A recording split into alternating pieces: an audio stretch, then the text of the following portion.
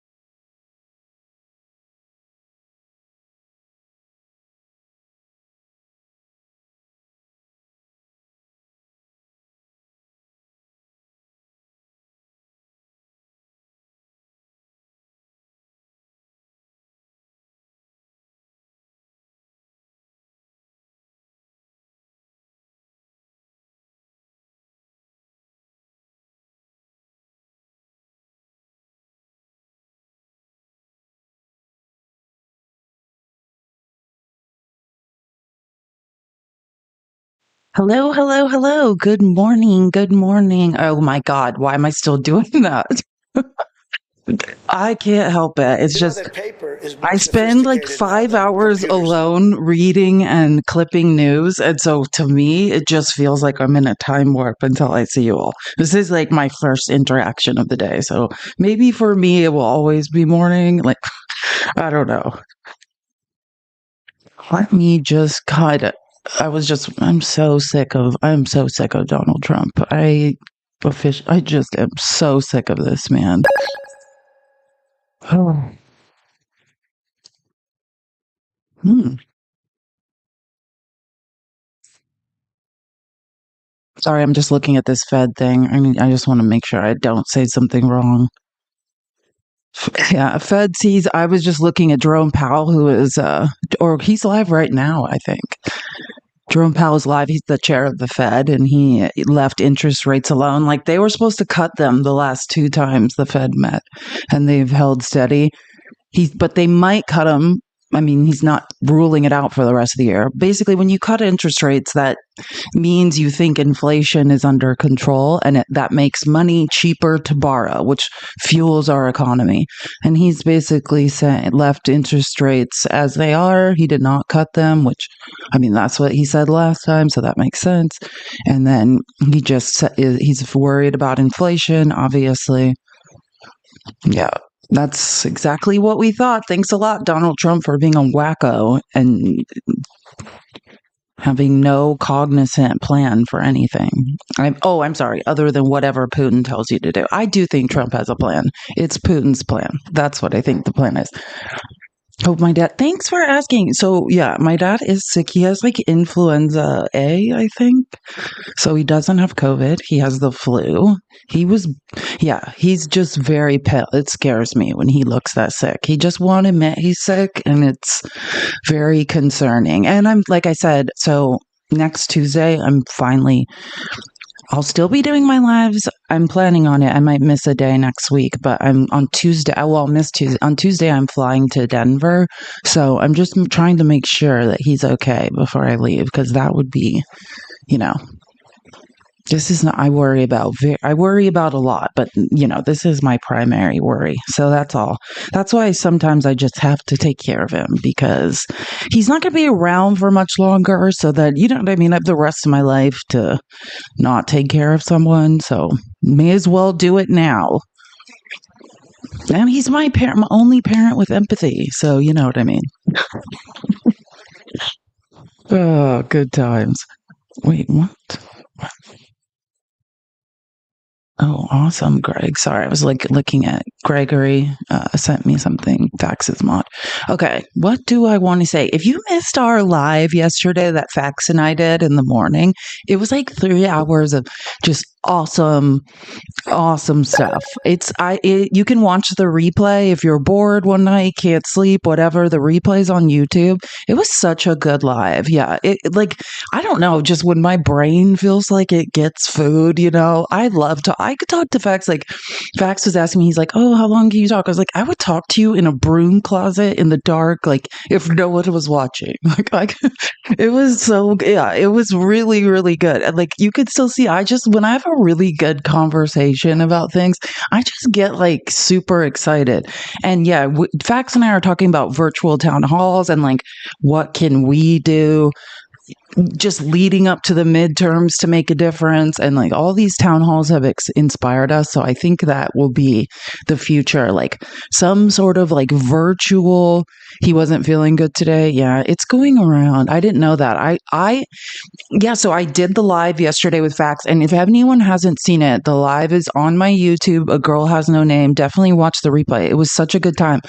I had to take my dad to the hospital. He has the flu. I don't have a fever or anything.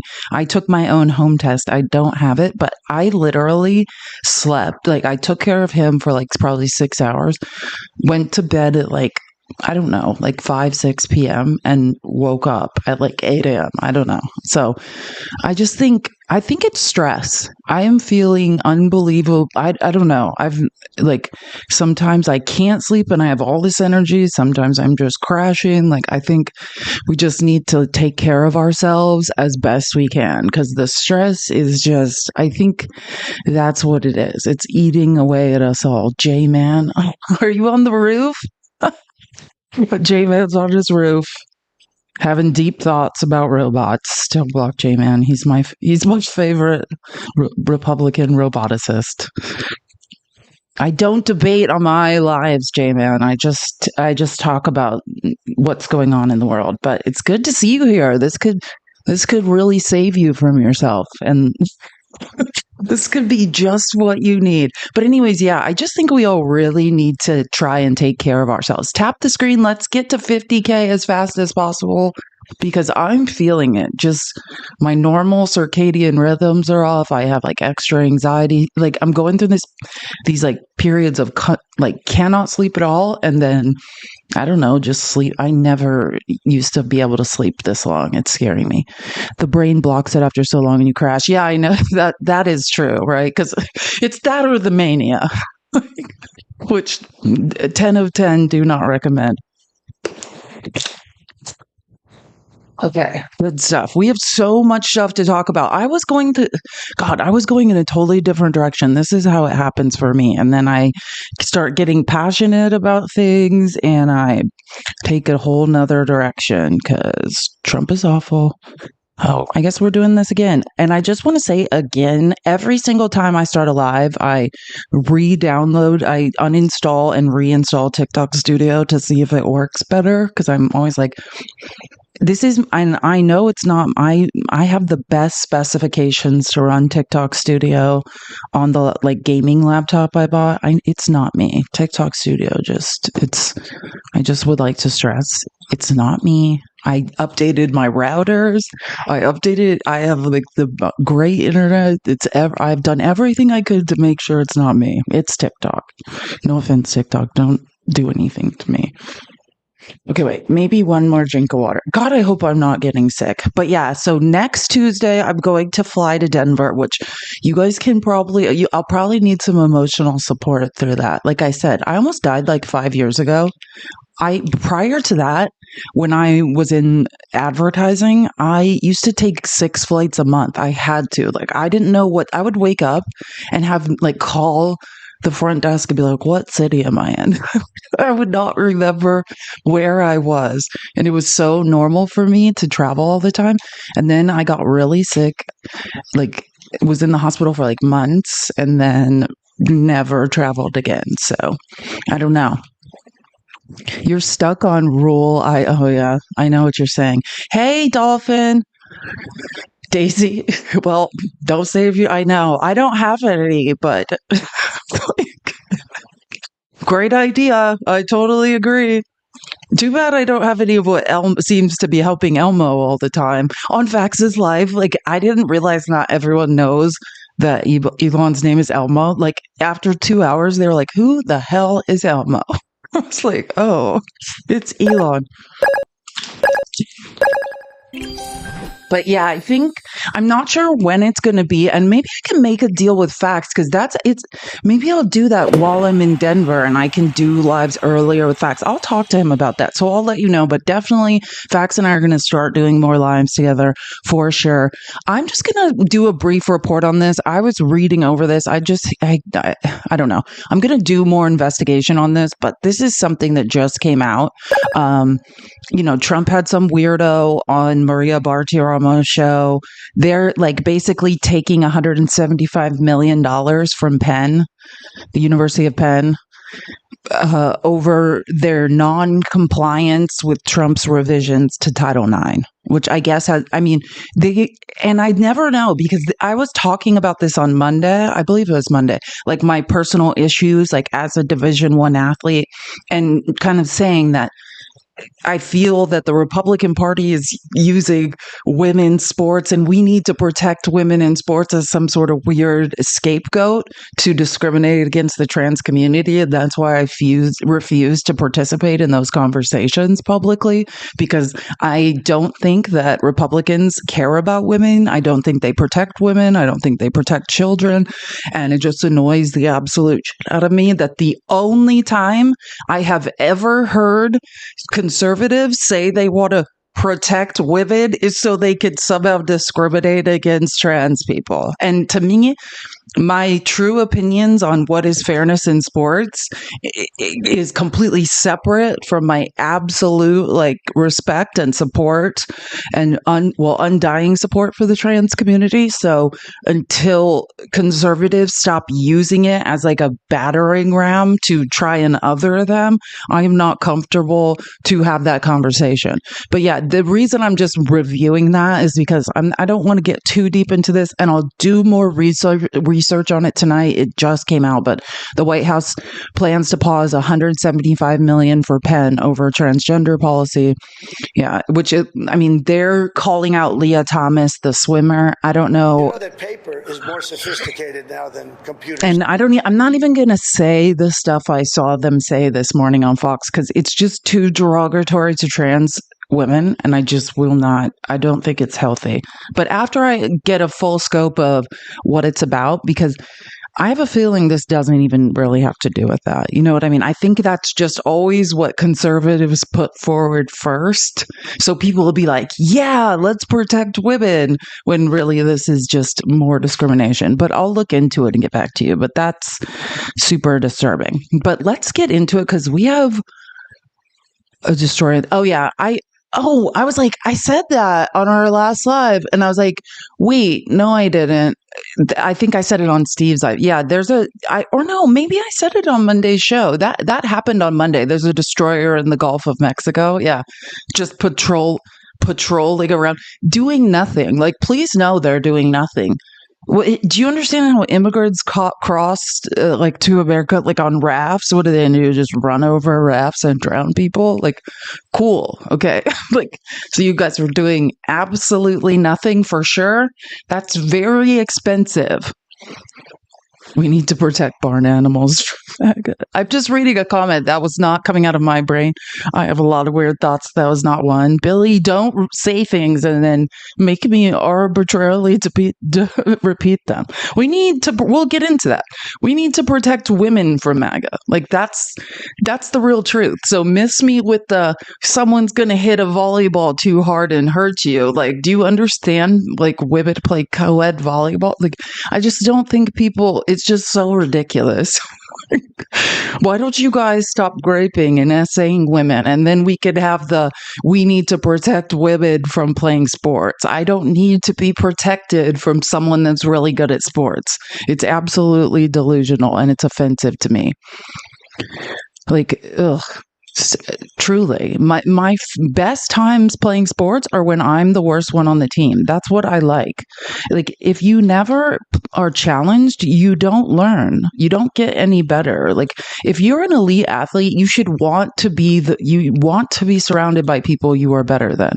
Yes, I'm doing that right now. Thank you guys so much for reminding me, because When you see all the stuff I have to oh nope, did it wrong. Hold on. Did it wrong. When you guys see all this stuff I have to show you, you'll understand. I feel like I get in a car accident when I make these outlines. Like it's affecting my mental health a little bit. I mean, I'll be fine, but it's just not that great. Ooh, these bows. The funniest thing when I was doing that live with Steve yesterday was everyone kept putting bows on him, which I do love. I love a bow, but it's even funnier when you put them on a man. Okay, so let's just start out with some things.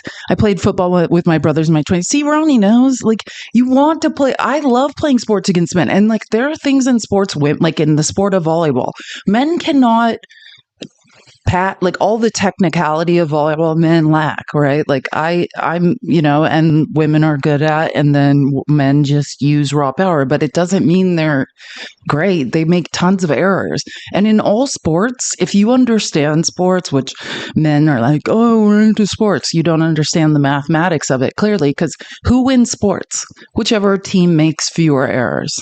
That's the truth. That's what sports is about, is making the fewest errors every time. Yeah, who doesn't love co-ed sports? It's awesome. Andy, that's good to know. I love softball. Okay. I should get in a softball league. I was in a kickball league, a co-ed kickball league. But then I stopped drinking, and like co-ed kickball is like pretty much just let's meet and like get drunk. That was But yeah, thank you, Shelley. See, Shelley knows volleyball is a game of errors, but actually most sports are. Whoever makes the most errors wins. I should have played football. I'm really good. You should see me throw a football. I'm very athletic. The coordination is unreal. Maybe I'll just make a video of myself playing sports so you guys can see. Okay. Anyways, Ro Khanna was on Fox and Friends, which I love when Democrats go on Fox and Friends because I just think it's fabulous. And I like Ro Khanna. And like Ro Khanna someone was bringing this up. Like we were talking about, I think we were having a conversation maybe on Monday or maybe it was Friday. And we were saying that like we need a candidate in 2028 that is telling Bernie's message, or, about labor. And then I was like, well, maybe Robert Reich could do it. And then we were looking up his age and we realized, well, he's pretty old too. I don't know if he wants to run for president. I have no idea. I just said that because I'm just saying that is the line of logic. Like we need universal health care, like answers for the middle class. That is the logic we need to use in the Democratic Party. And someone brought up Ro Khanna, because I will agree, like Ro Khanna is I know a lot of MAGA people. Arizona is full of MAGA. Most of the people I went to high school with are MAGA. And I would say if there is one far left fringe Democrat that they love for whatever reason, it is Ro Khanna. He's probably too brown. I mean, look what happened to Vivek.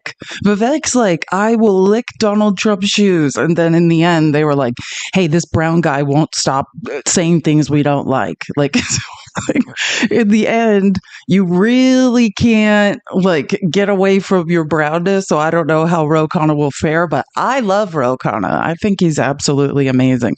And it's always interesting to me to watch him like reason with people on Fox because he's right all the time. Let's keep tapping the screen. Auntie, thank you for sharing the live with so many people. If everyone could share the live with 10 people, let's tap the Faxes Felice's apocalypse buddy. Oh, yes, Lulu, that's true. We are. Yeah, I love facts. And I don't bond with people easily. Like our ADHD types match. Like it's just when we have conversations, it's like, when your brain is just happy. It's true. And for me to say that about another human is very rare. Okay, back to Ro Khanna. Let's tap the screen. Let's get to 100K. Let's get some people in here. Well, that is all good and true, but at the same time, you look at what Donald Trump is doing, and his ratings right now are higher than they were at any point in his previous administration because people, look, you may not agree with what he ran on, but he's, essentially saying, okay, I told you I was going to work on the border, I'm going to work on all this stuff, and that's what he's doing. Steve, he had a lot of momentum coming in, and his inaugural, he had a lot of momentum. And then he signed all these executive orders. I'll tell you where he's weak. For the first time ever, even including his first term, his numbers have declined on the economy. People always trust him on the economy. And the problem is not that he's had tariffs on steel or aluminum. The problem is one day he announces tariffs on everything in Mexico. The other day they're off. Then sometimes he's doing Canada. And it's led to lower consumer confidence, higher unemployment, and people are concerned on the economy. That, to me, is what decides elections. Well, I have heard him say recently, he said, look, people are talking about the economy. I'm working on it. He said, I just got here. That's fine, but consumer confidence has fallen in March. It's the lowest it's been since 2022. And I don't want that to happen. I just hope he would pick a path and be clear about it. But this idea of, fine, tariff steel, that's working, actually. I was talking to Cleveland Cliffs. Steel is going to come back because the price of steel in China has gone up. But why do you have blanket tariffs on allies? That is causing massive uncertainty. Real quick. Yeah. That's the bottom line. And any other point of view, I'm sorry, it's just idiotic. And there's more. I don't even want to get into it because I don't know what is Trump just trying to manipulate the market anymore and try to get the market to dip so someone can short it. What is real? It's just hard to tell. But yeah, there's more. Allegedly, I don't know, more tariff packages coming down the pipeline. But again, I'm just not going to report on them because I don't know. I just think he wants shockwaves. He wants the market to dip. So probably his friend in Russia, his Lord and Savior in Russia, can short the market. I don't know. Or he probably is. I have no idea. So it just makes no sense anymore. Like, whatever. We'll see what actually sticks. I think when is the next date to see if tariffs go into effect? Like April 1st. That will be telling to see how long they last.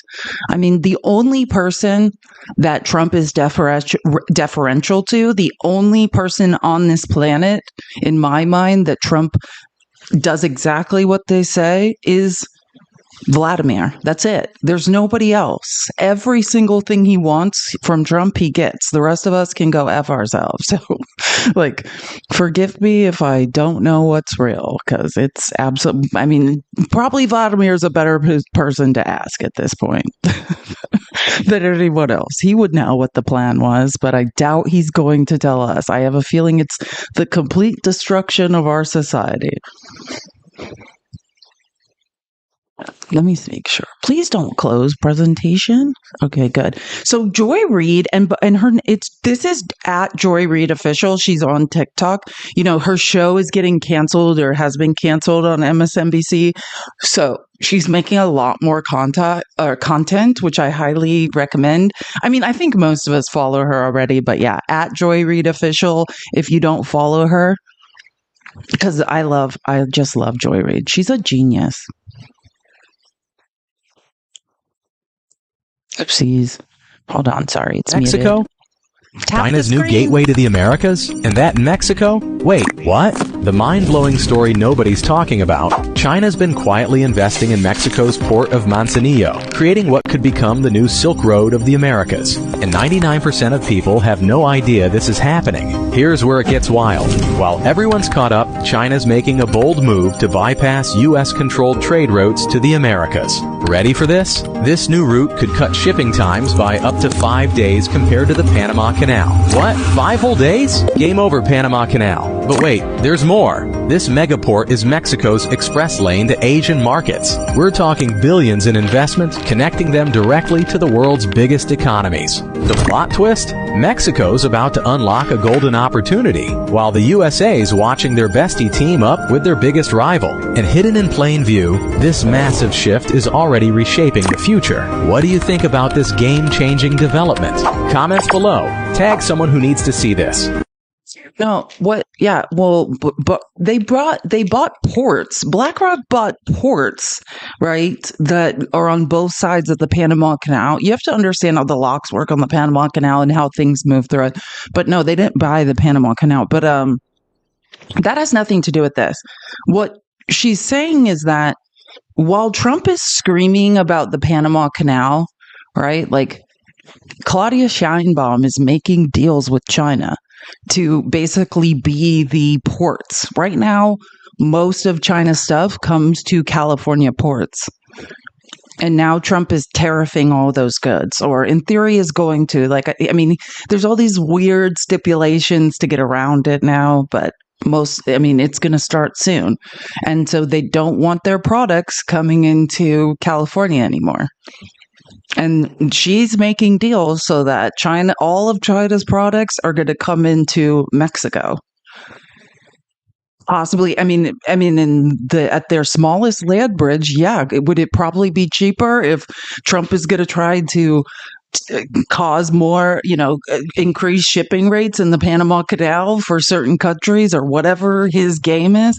Then yeah, it might be easier to move it over Mexico's very skinny land bridge and then go from there. I mean, that's what they're looking at. But I mean, I think right now what they're talking about is when Chinese products come into the Americas, which is already happening in some cases, they move where like products were tariffing, they move their like electric vehicles in through Mexico, because we tariff electric vehicles at 100%. So it's already happening, but it's going to happen more. Like what we're saying is it is idiotic. And I was talking about this on Monday. I was showing you guys that Russian think tank document that European intelligence discovered. And it's a Washington Post exclusive article we were going through.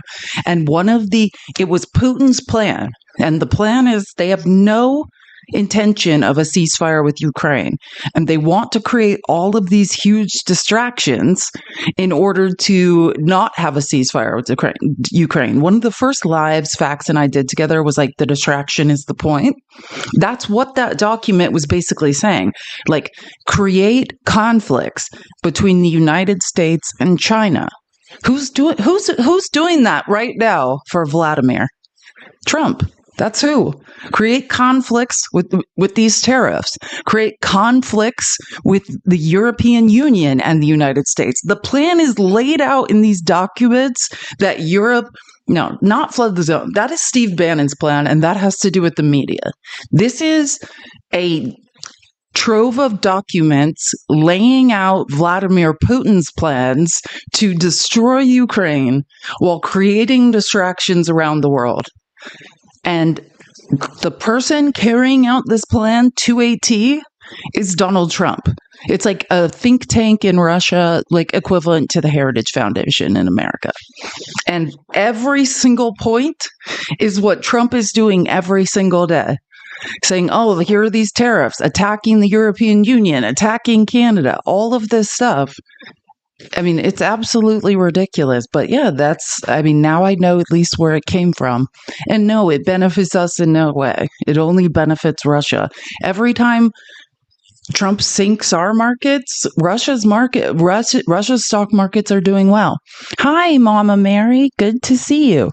So let's talk about town halls, because I've been recording and listening to a lot of town halls. Oh my gosh, I forgot his name. Oh yeah, Representative Mike Flood in Nebraska had a town hall. Oh my God, it was amazing to watch. I loved every second. Let's go Nebraska. Like, I'm here for this. Listen to this.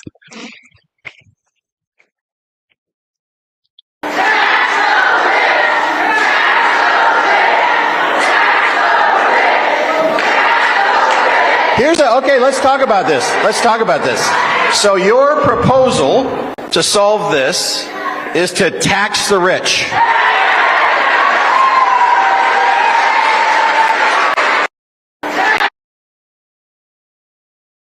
This man had no answers for anything going on. I mean, I don't know why they're doing this.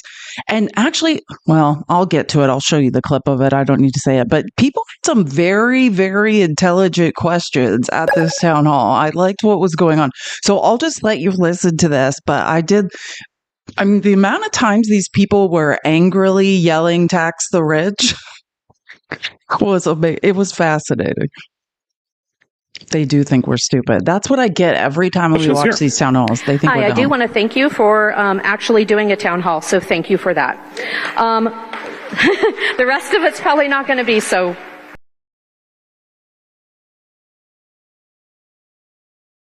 It's probably not going to be so. It's probably not going to be so. Your quote that you said, President Zelensky's approach today was disrespectful to President Trump and undermines the goal of bringing peace and that. So shame on that. But, second of all, I am the daughter, the niece, the sister of veterans, Korea veteran, Iraqi war. I have received the American Legion Auxiliary newsletter for quite a long time. For decades, they have stated that we are underfunded and understaffed, repeatedly stated that. You have said otherwise with Doge. Who's lying, them or you?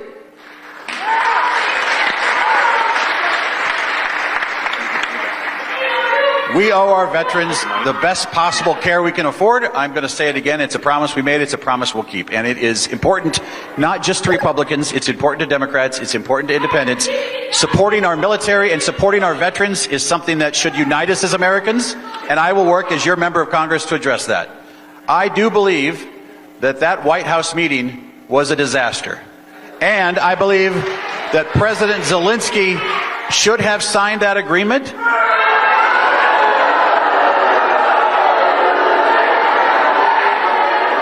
The other thing I believe is that you read from a press report, and in that same press report, I said 4 things. I said, number 1, Ukraine should give up no land to Russia. They should return the 20,000 kidnapped kids.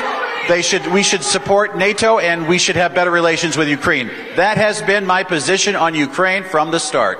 Next question. All right. We have Most funny part about this guy's like, next question. Like, you could literally see he's like, oh my God, how do I get out of here? How do I get out of here? How do I get out of here?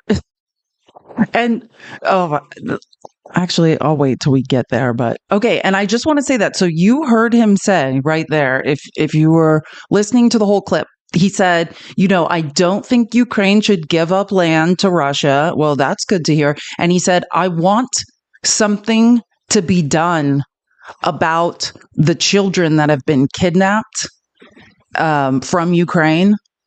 I want something to be done about that. I want them to be found. I want them to be safe, right? And hold on, I'm gonna have to.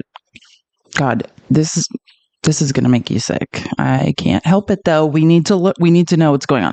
So we'll go back to that clip because I found a more relevant one. I wish I didn't find it because it literally I probably have an ulcer now. So if you guys don't know, Russia has been kidnapping Ukrainian children, and they've been preparing to use them as soldiers, like a lot of against Ukraine. They're going to send them into the front lines, and they're going to be unalived. These are children. So since I heard this Republican at this town hall bring it up and act like he cares, I think it's a good time to have a learning opportunity, because if you're interested to know, Trump has completely, I won't say it's Trump, like the right, all they spew is Russian propaganda. Putin is a war criminal.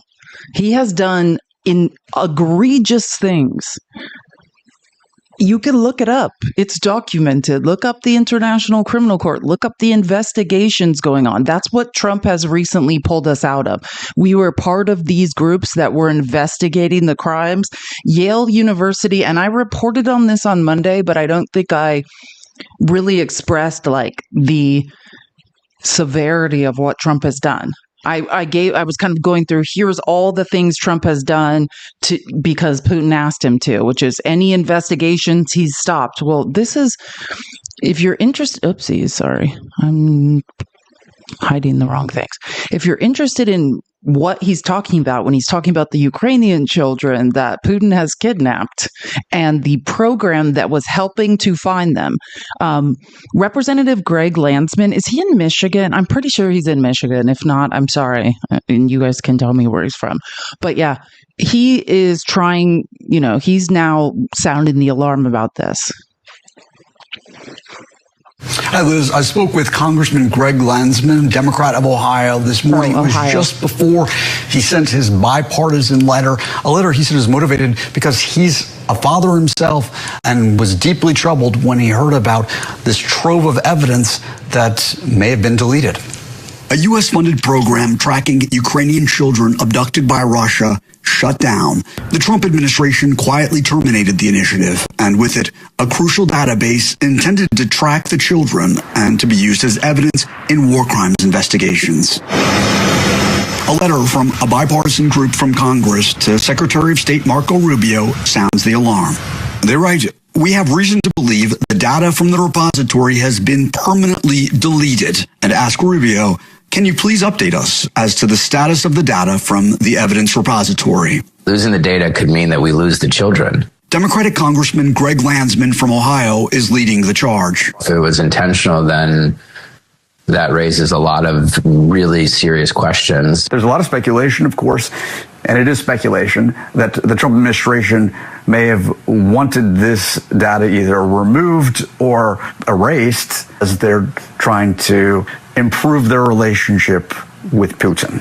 God, I hope not. I mean, I genuinely hope that that isn't the case. This is the trafficking of tens of thousands of children. At Yale University's Humanitarian Research Lab, we saw firsthand how researchers tracked the forced deportation of Ukrainian children to Russia. Satellite imagery, biometric data, a digital paper trail leading straight to the Kremlin. Can we recover it so that we can get these kids back? That is the thing that matters most. The letter to Rubio asserts that if the trove of evidence is not recovered, it will result in the abandonment of at least 30,000 innocent children from Ukraine. Yeah, that's Trump. He stopped Operation Klepto Capture. He stopped us from stopping Putin from spreading propaganda on the internet in the United States. He's allowing undeclared foreign agents to operate on U.S. soil, otherwise known as spies, or people that are intending to not declare whose country they represent so they can bribe government officials. I mean, this is all part of the package of what Trump has done at the behest of Putin. Trump's version of I'm going to end the war on day one, which he's not. I mean, if he was, it would be done. He has no intention. Putin wants to decimate Ukraine. But this is why. This is one of the many things he's done to try to get for his Lord and Savior, Vladimir. And if you don't know why people call him Krasnov, it's because allegedly that is his name when he was recruited by the KGB. Now, I don't talk about that often because there's been many KGB agents that have defected and talked about Trump being cultivated as an asset starting in the early 80s of Russia. I think the one that I read books where he was quoted was Yuri Shvets, talked about it at length with that. Yeah. Trump is an asset of Russia. I don't remember the name of the defected KGB agent that said his codename was Krasnov. I can't remember. But if you're ever wondering why people are saying that, that's why. That is why. And now I want to show you this other, because again, this guy, Representative Flood from Nebraska, who was doing a town hall, he specifically mentioned the children who were imprisoned, who were, these are Ukrainian children kidnapped from their families in occupied territories and indoctrinated by Russia. Russia will use them to send into battle to fight Ukrainians where they will unalive in old Soviet meat wave tactics. Yeah. And gross. But anyways, here's some of them.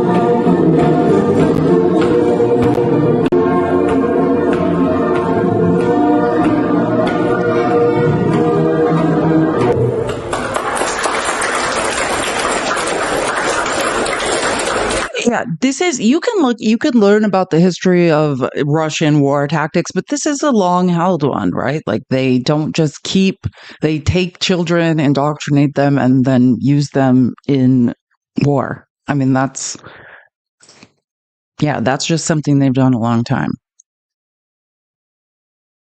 Yeah, I mean, I would just suggest everyone look into that. You can look up the International Criminal Court. Like, there's many non-governmental organizations doing investigations into Putin's war crimes, as specifically as it relates to Ukraine.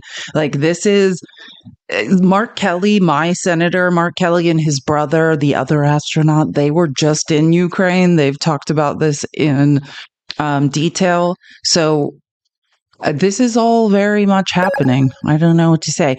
But yeah, I suggest everyone look more into what Putin is actually up to, because there's so much propaganda going on in the United States that we've completely lost sight of reality when it comes to what Vladimir Putin does on a regular basis. And it's like, I mean, that call that Trump was like, oh, we're having a call. Yeah, well, I heard, and many reputable outlets reported that Putin, which is it's so funny because like Trump likes to act like he's someone important, which he's not. That is Putin's number one move, is if he has a meeting with someone, leave him sit there for like 2 hours. Trump denies this happened, but many people with inside sources, just like who else did this happen to when Trump freaked out and was like, that never happened? His billionaire, weird Russian envoy, Steve Witkoff, he left him in the hallway for hours. And apparently the same thing effing happened to Trump yesterday. And then what was announced? Oh, like a partial ceasefire, which is nothing. Putin won't agree to anything. He said, oh, I'll stop hitting Ukrainian energy, stations, and then hit one later yesterday. So if you're under the impression that Trump is doing anything, he's not. He's just pretending to. He just had a call with Zelensky. What does it say happened? This is breaking news. It just came in my email. Zelensky agrees to limited ceasefire. Like, Trump is just trying to manipulate people into thinking he's doing something. All he's doing is literally saying, Putin, I'll do anything you want. I will hide the files about children who have been kidnapped for you. I'll do anything you tell me to do. That's what he's up to. And is that enough to stop Putin? No. Putin just knows I've got some guy who will do anything I say. And while he's there, I'm going to run roughshod over Ukraine. Yeah, we're almost great again. I'm sure it's coming now any second. I'm sure it's coming any second. Anyways, so we're at Mike. That was a little bit of a tangent, but it just annoyed me that Republican's like, oh, I support Ukraine. If you support Ukraine, then you should not. He was saying Zelensky did something wrong. That is just in that document. That's just another. I'll get into it later, but yeah, that's ridiculous. You can't support Donald Trump and say you support Ukraine. It's ridiculous. Oh wait, did I put this in here? Oh no, this is it. Why is Elon Musk a better person to audit our government for waste, fraud, and abuse than the inspectors general that Donald Trump fired? Because Elon Musk has conflicts of interest out the wazoo. He gets $40 billion a year in federal contracts from the federal government. I'm having trouble hearing you. Can you slow down a little bit? Elon Musk gets $40 billion a year in funding from the federal government. What makes you think that has no conflict of interest, that he has no conflict of interest? Do you think he would cut that before he would cut our Medicare or our Social Security or our jobs? I support Elon Musk and the Department of Government Efficiency.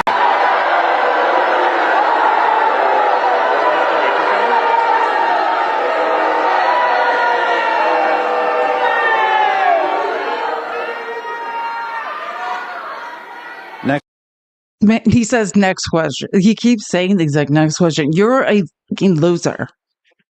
And I don't hate Lisa Murkowski, but I was watching this press conference she did. She's the senator in Alaska. And she I think the actual quote she said, and you can look this up because the clip is going around, but she basically said if I speak out against Elon Musk, he's going to use all the money he makes to primary me.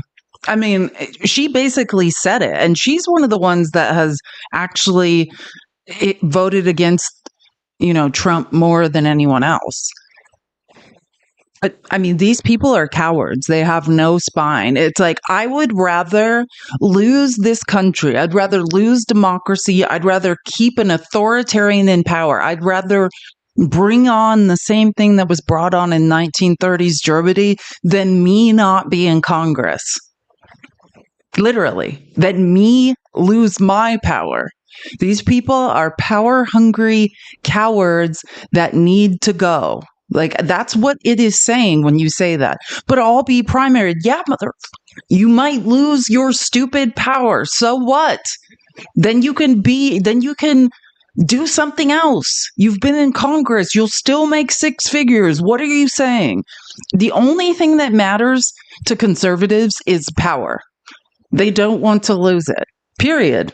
And they're like, hey, I don't care who suffers as long as I keep my power. Oh, thank you so much. I was going to say, MB Leopardus, thank you for your subscription. I saw that earlier. And Mama Llama, I love that name. Thank you for your subscription. It is so appreciated. I'm trying to get back my subscriptions up. So thank you so much. And Leon, thank you for the $50 for my trip to Denver. I can't wait to have a nervous breakdown and cry in front of you all. It'll be so fun. You can watch me cry in an airport. I thank you so much, Leon. You're amazing. Thank you. Okay. And I'll say this, like, I think that Representative Mike Flood, who I really don't know much about personally, just to be fair, and people were like, oh, look, he's like shaking everyone's hands going in. And I think that actually, after I've done a lot of studying on what Republicans are up to now, that's not what it is. Like, it's not that he's like, oh, hi. It's because they are literally trying to make sure everyone is from their district. Do you know what I mean? Like, they don't want reporters. Gigi, thank you for the sub giveaway. I actually saw it this time. Look at me go. Gigi sent 5 subs. Thank you, WGG. You're amazing. Thank you so, so much. Yeah, it's like exactly. He's trying to be like, oh, I'm welcoming everyone in. But he's like, really like, who are you kind of thing. That's what I think. So I'm not saying let's give him credit, but I do try to look for local independent reporters who are covering these events so that I can, get an idea of what's going on. And I'll show you why I think that in a second, because I think that's happening in Arizona, but to a whole other level. Like, they are denying independents who live in representative districts getting into town halls. It's insane. But yeah, this independent reporter in Nebraska was, in fact, I was the director of Columbus Area Sports and Activities. I wanted to thank you for thank you for. So he was out there, but I do think that was like, you know what I mean? If you understand how this works, this is the camera angle they wanted. And then he's surrounded by a bunch of people who are like checking people's IDs and making sure like they are who they say they are. That's so they know who you are before you even get in the effing building.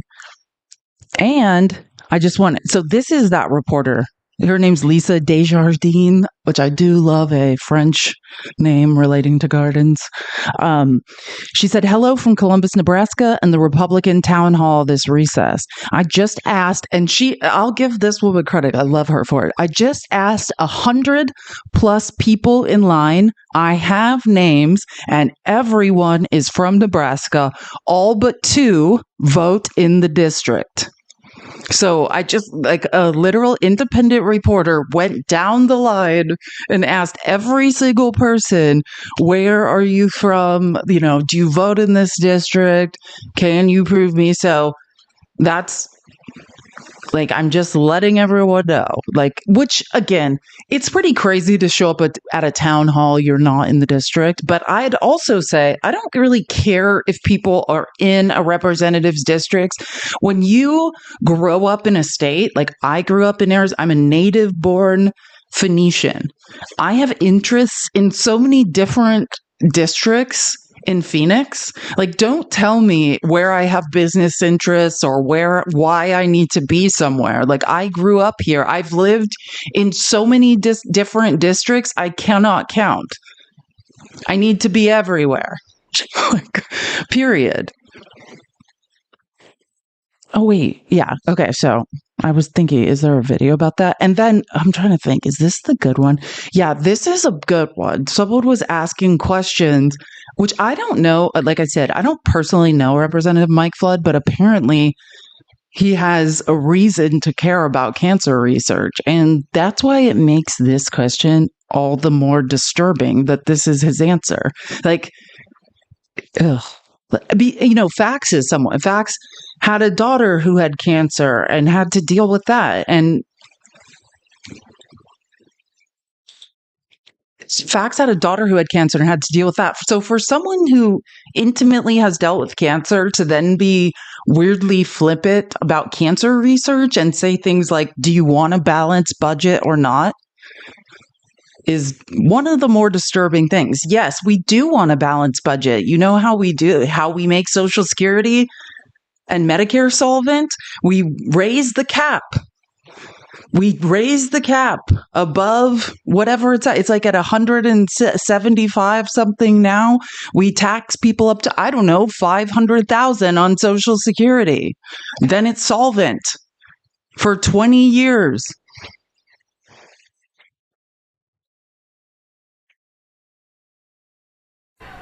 All right, next question.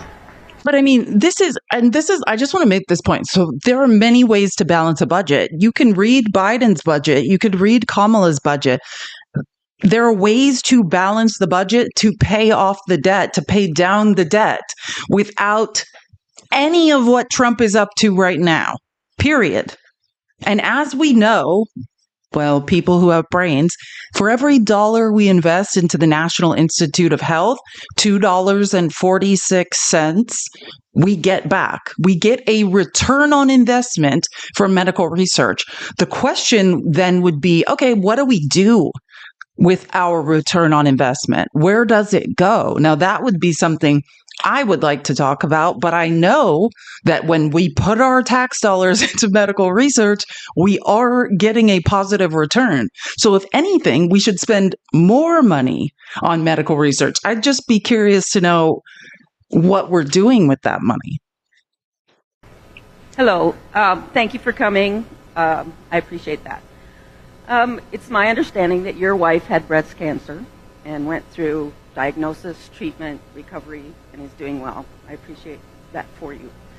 I have a 20-year-old daughter, and I lost a sister to breast cancer. You, Mike Flood, have decided to capitulate your job of monitoring the funding of places that do research for breast cancer.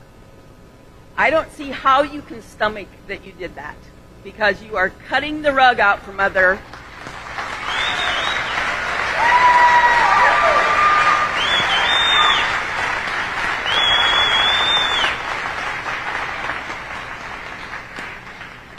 You are cutting the rug out from under future scientists who might develop new treatments, new diagnoses, so that my daughter, when she's your wife's age, might not get the most up-and-coming research available to her.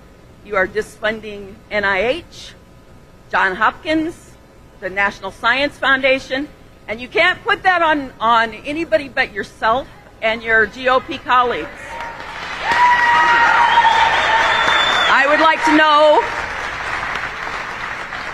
to know how you personally stomach that decision.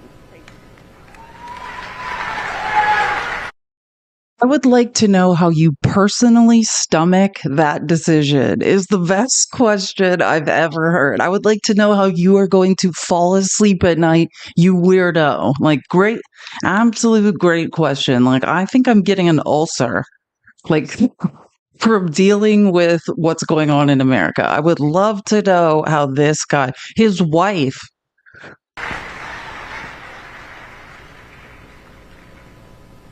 Anybody that has been through a close relative or a friend or a family member with cancer knows how deeply personal that is. And I have had that experience with my own wife. So yes, I do know what that process is like. Here's where we're at. We're at the dawn of a new presidential administration. The 119th Congress is about 60 days in. We have the Department of Government Efficiency that is looking at and has some,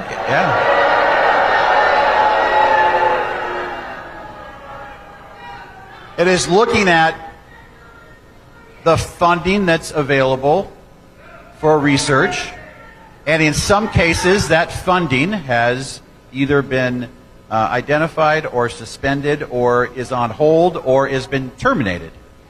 I don't believe we're in a process today, at this moment, to say in any way that medical research funding is going away. I support medical research funding. It has gone away, jackass. Like, are you kidding me? I can't with the lies. These people need to... Oh, good. It's so oopsies. That's this. I must have added that twice. That's the most disturbing thing. I don't think it's going away. It has gone away. It has been paused. I talked to doctors talking about their research. Specifically, if your research involves specific trigger words that have to do with women, I don't know, like breasts, that's one of them. That's why research is going away. They're just searching for trigger words and then canceling research. Like, yeah, delusional. The one I was talking about yesterday on Faxes Live and Monday was for uterine fibroids.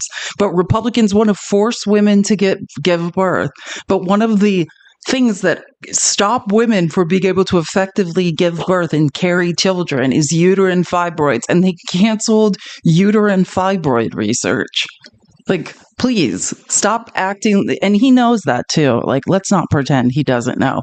But the fact that his wife had breast cancer and he's saying this, exactly. Someone said, pull the ladder up. Like, oh, my wife's okay now. Let's pull the ladder up. Like, no one else. And that's not what the one was saying, right? Because the passion for cancer research, it's not because your loved one is necessarily going to be saved, right? Like it could be too late, or, you know, maybe they could be saved, maybe not, but you still move cancer research forward in the future because it's passed down genetically, or because, hey, like this is the price my family had to pay. So I want to make sure there's a better outlook for people in the future who have to suffer from this. It's horrifying to hear that man say this.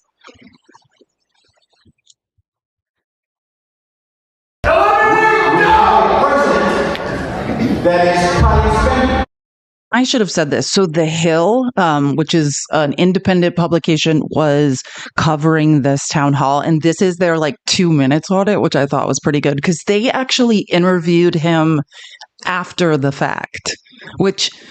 Did he seem to learn anything? Did he care? Not really. No. In case you thought, all Republicans do after these town halls is they make themselves a victim. They were attacked. They, this is, of course this happened. I'm a victim in this situation.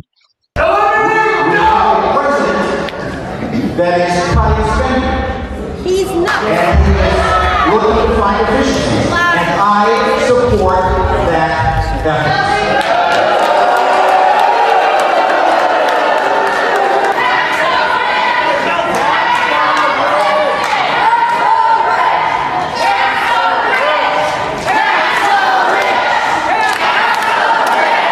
Yes, I was prepared for this. I get sometimes 450 calls a day in my office, and so I always try to deal with my constituents with a great deal of respect. And I hear them. I know that there are some angry people in my congressional district. I also know there's a lot of people who feel like America's back on track. And tonight I put myself here because I think there's value just in allowing somebody to come express themselves. And we're not going to grow the economy if we don't pass the 2017 extension of the tax cuts that you're already living in. There's two ways. And you know what? There's probably some people here that didn't agree with my position on a lot of things, but they went home with the satisfaction of knowing they let their representative know how they felt. And I think that at a minimum, there's some value in that. I support you. President Trump is interested in fair trade. As we saw during his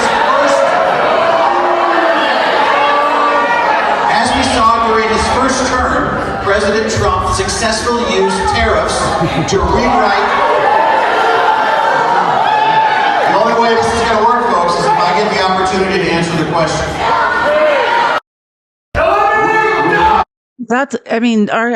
I like that clip package there because I think that's pretty clear, right? Like, hey, I let them yell at me, so that's good enough. That's basically what he said. I don't give a shit. And Billy Ray Dipchit. I love your name. Is right. He heard but didn't listen. He doesn't have any idea what listening is, what actually putting yourself in someone else's shoes is. He literally just basically said, hey, like, that's what I needed to do. I needed to just show up and let a bunch of people I don't respect and don't care about yell until they're blue in the face. And like, I've done my work. If you guys reelect this weirdo, I mean, all of these people need to go. Every single one of these people that don't respect anyone in their district. I know, like a blow up doll. Just put it like a blow up doll. Why even be there? Yeah, I mean, that's what he basically said. I don't know if you could have a more insulting answer. Like, hey, I think there's some value in just letting these people like cry and scream until they're blue in the face. A woman was literally talking about cancer research and her own family. And apparently your own wife had breast cancer. And that's your response. It's like, hey, at least I stood here while everyone yelled. Cool. This is where we're at now. Oh, and I cannot stand Andy Ogles. He's the representative of Tennessee. If you don't know, he's the representative that brought the resolution to amend the Constitution to let Trump continue on in office. And this is the people that I guess he has a regularly scheduled. This isn't a town hall. It's like every month he goes to this senior center and talks to them. And then he did not show up there and they did not seem happy.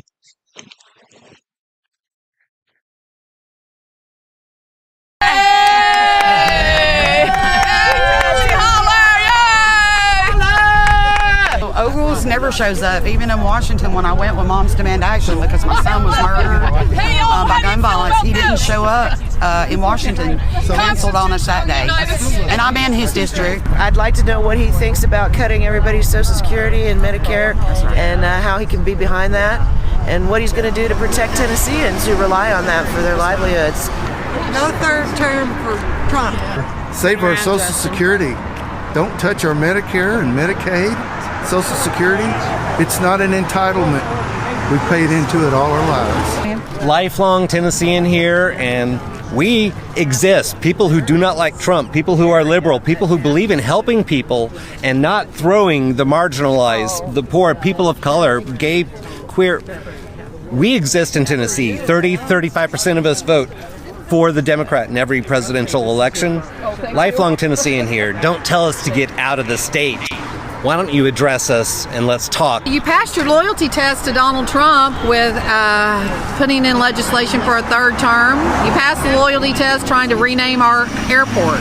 Now pass the loyalty test for Tennesseans, okay? Pass our loyalty test. Yeah. In our loyalty test, we need rural hospitals. We need education. We need health care. Pass our loyalty test. You're working for us. I'm a patriot. I did not take an oath to defend the Constitution, but Drew Ogles did. And I want to know what he's going to do to uphold that oath. But I wanted to talk to him about the problems I have with Doge, because I do not support in any way gutting federal programs in order to give that money to wealthy folks in tax breaks. No cuts made to health care. here for this. And like, I think when I was on Faxes Live yesterday morning, Victoria, who I don't know, like she's involved in politics in Tennessee. I think she ran for Congress there, and she was saying, wait, what was I going to, she said, yeah, like, you know, well, she says this all the time, but she basically was saying like, not all people in Tennessee are Republicans and or conservatives. And like, that's the point, right? Like they're not. And I am watching conservative people in Congress refuse to acknowledge their constituents who are not also, I mean, let's just not conservatives. These are people, a lot of these people are conservatives, they're independents, but you have to either be in the MAGA cult and just parrot the weird talking points that are delusional lies of Donald Trump, or they don't want to be around you. Like, it's ridiculous. And this is fascinating. So, and if we get to it, I have a longer piece that I didn't record because it's like 13 minutes long, but this is amazing. This is a town, I'm trying to think, Republican or Trump voter town hall in Michigan, where they are talking about how they feel now about what Trump is up to and what Elmo is up to. And this was on Rachel Maddow's show. It's so great. If we have time, I'll get to the longer clip, but I have so many clips today to show. So, but again, so this is Republican or Michigan voters, but a lot of well, let's just start it. A show of fingers. Who approves of what Elon Musk has been doing in the... Yeah, they are Trump voters. That's what I was going to say. I'm pretty sure this is what you call them, focus groups in marketing and advertising. That's what it is. It does say focus group. I was like, I want to say focus group, but I don't know if that makes sense. Yeah. So this is Trump voters, Michigan Trump voter focus group. A show of fingers. Who approves of what Elon Musk has been doing in the Trump administration? None of you. And who disapproves? All 7 of you. See, he wasn't elected to do anything. Like, I don't understand his position. It's a made up position that they made, department or whatever. And he's been going through with the sledgehammer, just actually dismantling everything with the approval of Trump. So I'm almost at the point where, did he actually buy the election to do what he wanted to do? He was president for 4 years. You knowingly chose to put him back in office, having watched him in office for 4 years. How can you be surprised?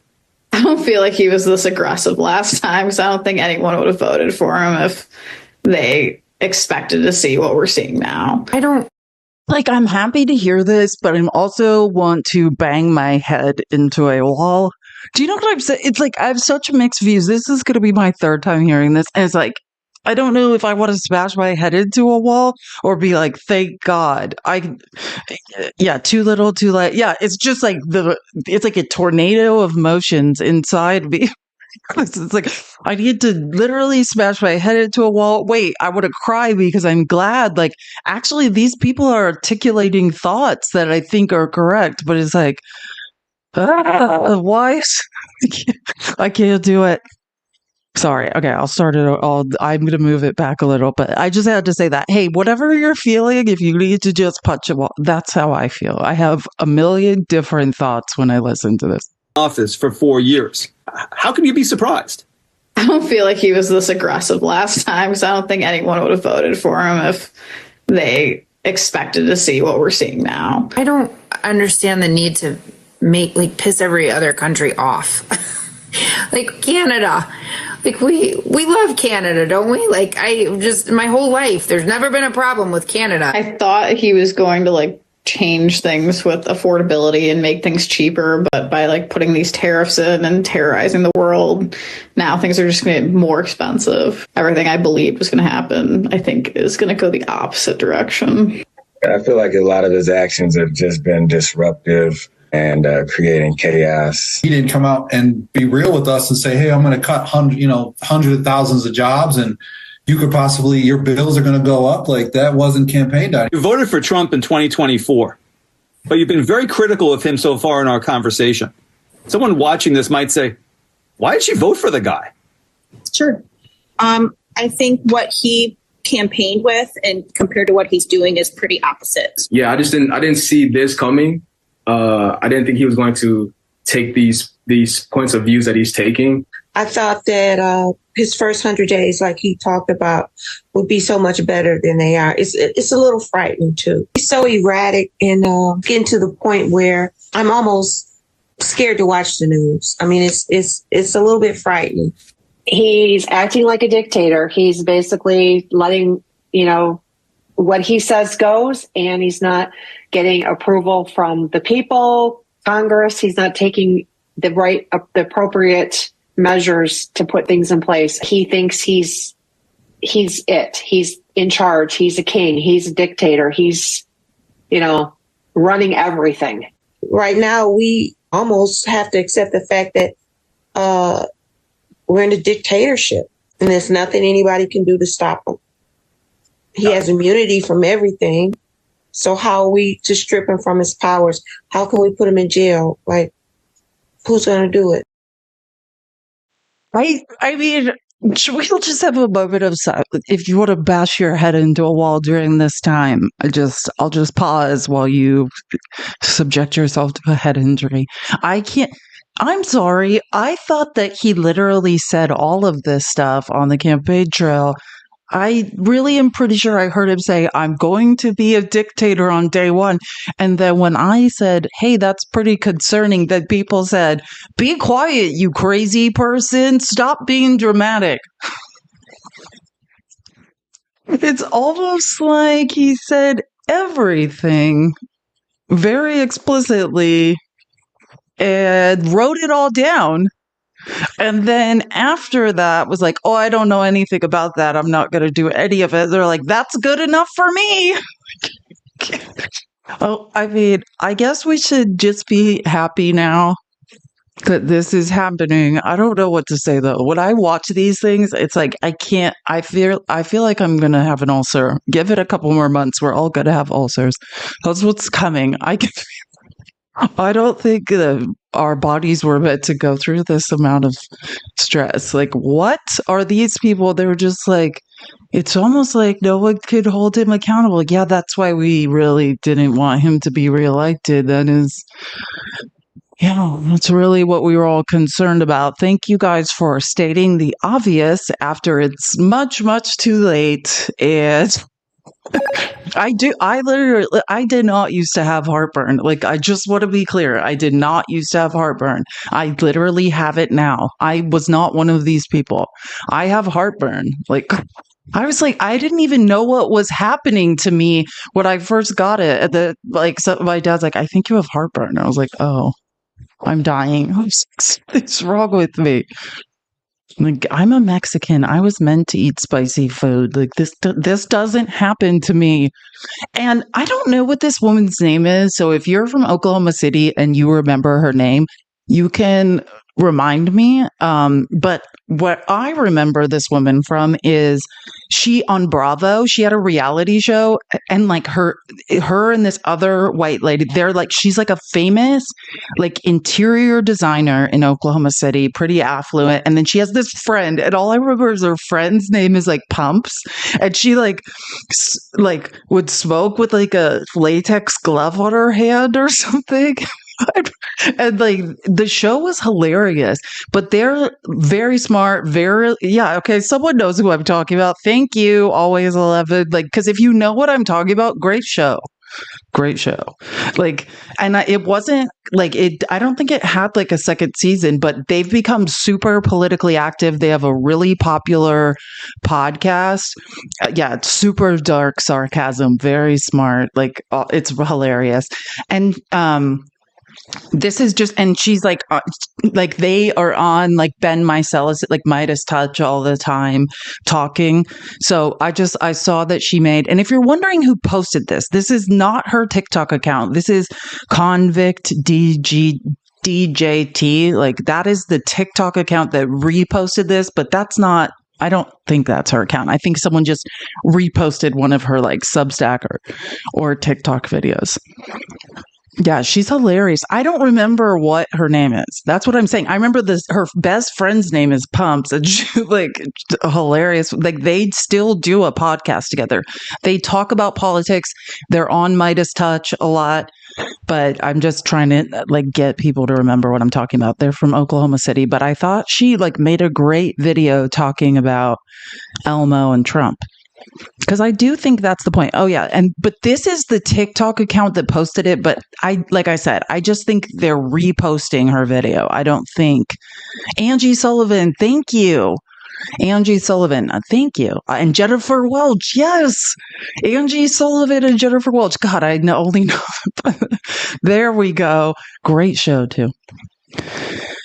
It's not, no, Vanderpump Rules is a show about kids in West Hollywood who work at a restaurant. I've seen every episode of that, but has nothing to do with an interior designer in Oklahoma who's super smart and politically active.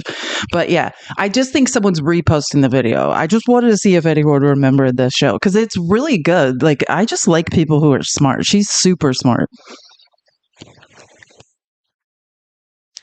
They made an agreement to support each other to get the White House so that they could each avoid going to prison. The very first place that Elon Musk raided was USAID, which was conducting an investigation about Starlink in Ukraine. He immediately went to USAID, shut it down, had his crackhead code data guys go in, take all the hard drives, and gets little Marco Rubio to go along with it. The reason they're moving at such rapid speed, dipshits, is not because they're trying to save money. It's because they're destroying evidence that could incarcerate them. And that is the blood bond that these two morons have together.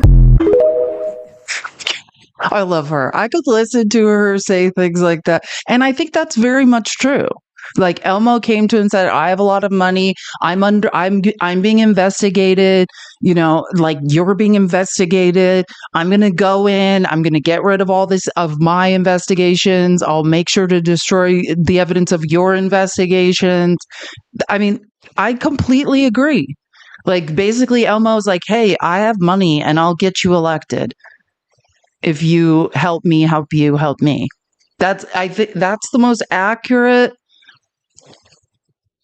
thing. I don't think she's ahead. I think that's exactly what happened. Like, I mean, it's very obvious. Like, I don't think she came up with that theory. I just like the way she says it because if you've ever heard her talk, you just have to watch the show she had because she's brutal.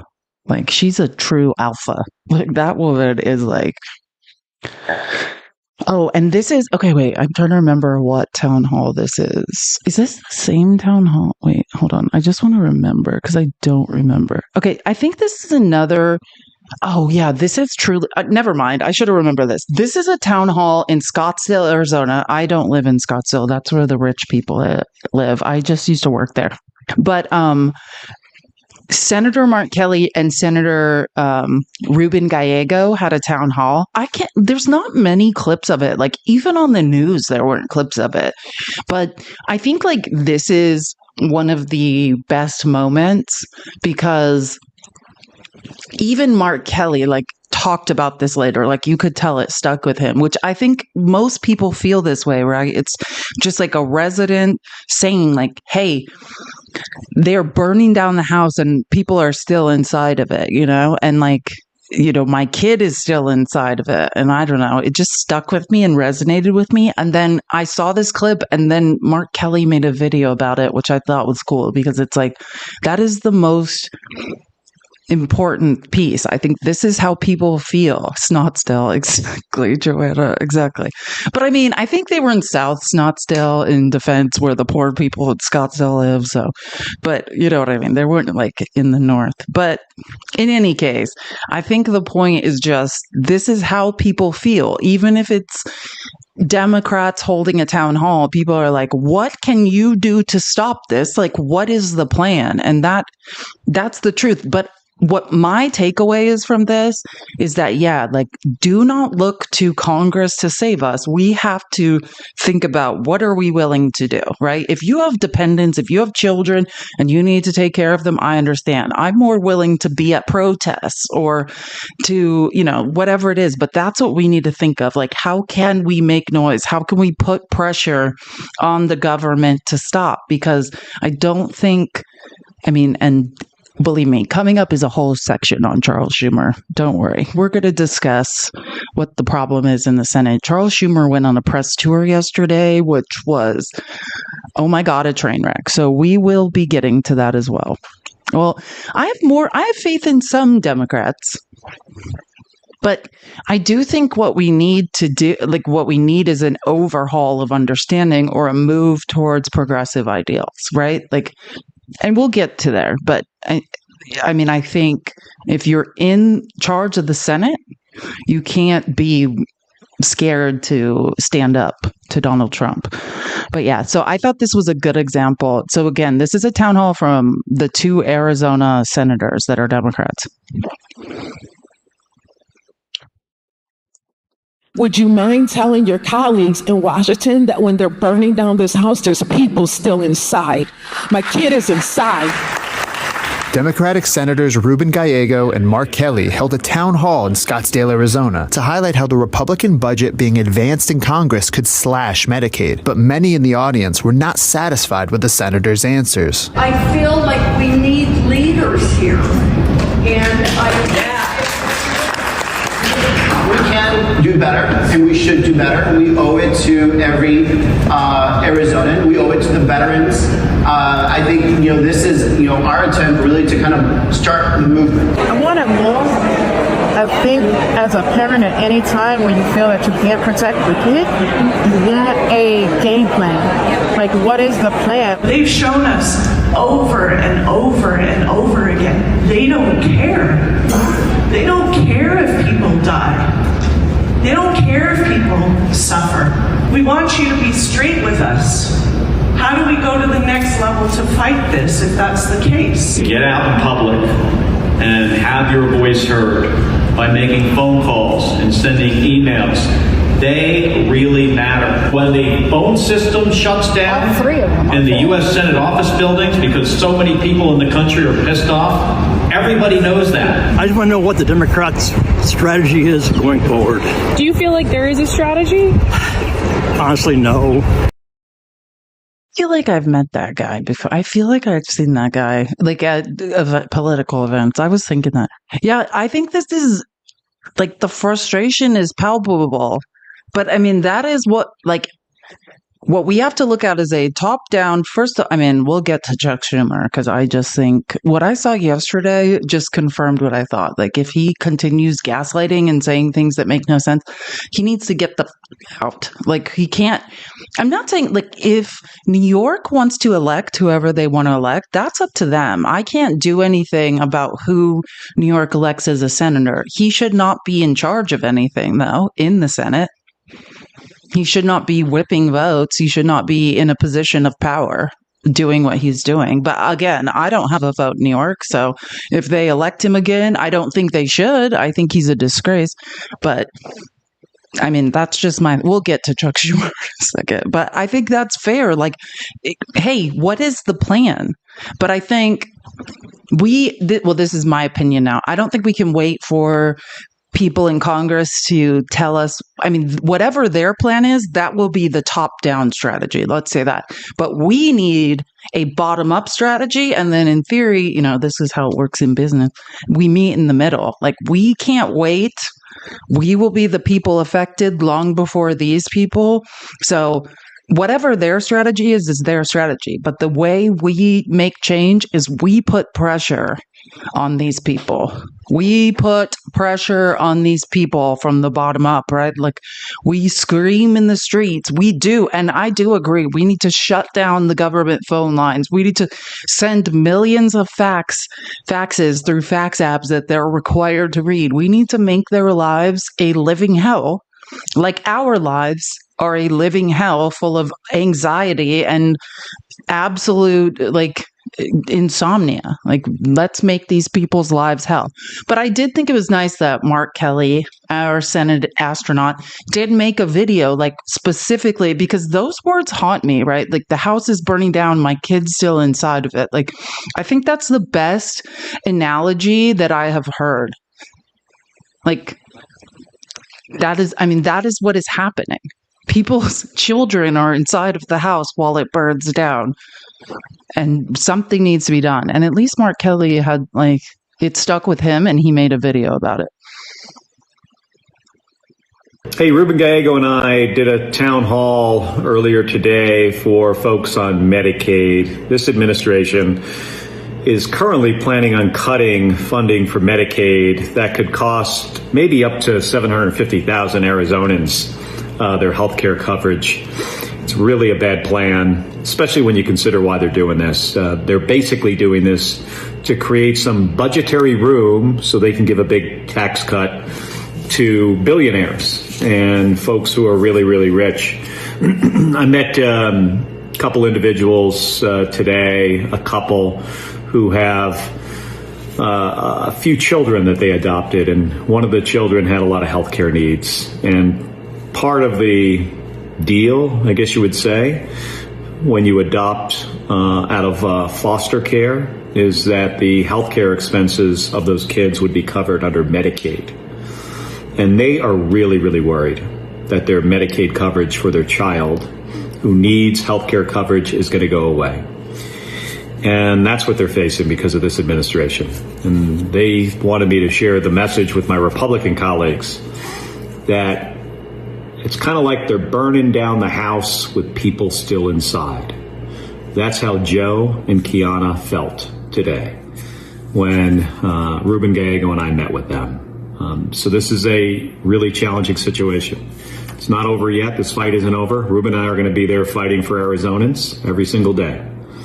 And folks, I need you not to give up. God, I can't even talk about it. But yeah, just to be clear, in case you didn't get all that. So when you adopt a child through foster care, the agreement is their medical issues are paid through Medicaid. And that is no longer going to be the case with these cuts. Someone asked, is the Arizona government basically Republican? I mean, not the high level government. The senators are Democrats. The governor is Democratic. The Secretary of State, Adrian Fontes, who's amazing, is a Democrat. Most higher level positions are Democrats, but then the actual state legislature, I was just looking it up because I was like, I'm not even sure. It's 30, the House is 33 Republicans, 27 Democrats, and then the Senate is 17 Republicans, 13 Democrats, which is a big reason we have thank you so much for the gift, is a big reason we have so many problems. Like, if you don't control your state legislature, what do you control? And it's so sad to say it, but people in Arizona need to wake up. Like, we need to, I can't even talk about the amount of times our chances we have had to do something about this and have not done it. So I don't know, maybe now people will decide to care and do something about it. That's my hope. The thought is, okay, a child who was adopted out of foster care or is in the foster care system being cared for by these people is going to lose health care, and that might be the thing. But how long until something is done? It's sickening to think about. I have one more thing to show. I was going to show you another example of what's going on in Arizona, but this is less effing surprising. This is who Andy mother effing Biggs is. Andy Biggs is a representative. He represents a district in Mesa. He is a lawyer. He's on the Free Dumb Caucus. This is the man that wants to take away women's health care and put them in these women's healthcare centers that are Christian based, that lie to people about their options for healthcare, discourage people from ABs, all sorts of disturbing things. Andy Biggs is awful. So this is what he's always, these people are acting like this is new, but I guess it's new because they're actually not even letting in, they're not even letting in independents, but this, I'm banned from Republican town halls in Arizona. If you are politically active enough. Like, I'm banned from Trump rallies. I've always been on a list where I can't get into Republican places. But it sounds like now what they're doing at Andy Biggs' fake town halls where he'll only let Republicans in is they're actually checking how you voted. Like, if you did not, which is what Trump does for his rally. Like, if you didn't vote for Trump, then you can no longer come to these town halls. And these are like independents that are like, what the? I tried to get in. I'm an independent. I'm not a Democrat. I'm not a Republican.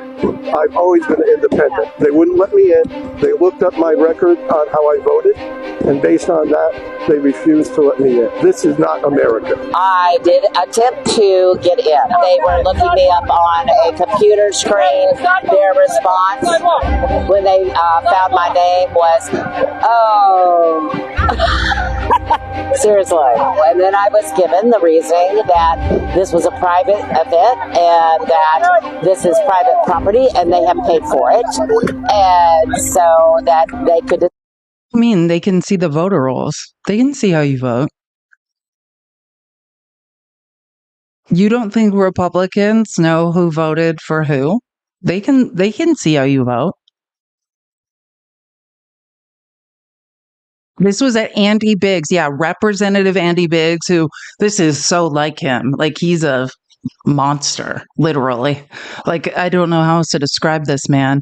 But yeah, they're just independents. Because, like, Arizona is full of independents. A lot of people in Arizona are registered independents. You know, this is the Wild West. People don't, like, choose a side until election time.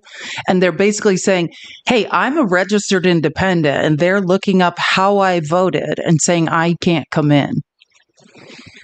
Side who came in and who didn't, and that they had decided that it was for Republicans only. When I said that I am a constituent, and I have been for years, and I have a right to speak to my congressman and to question him, they said no, it should not be just for Republicans. That is a rally, not a town hall. Basically, this is cowardice. These people are supposed to be representing everyone in their district, and they're not. He only talks to those people who agree with him.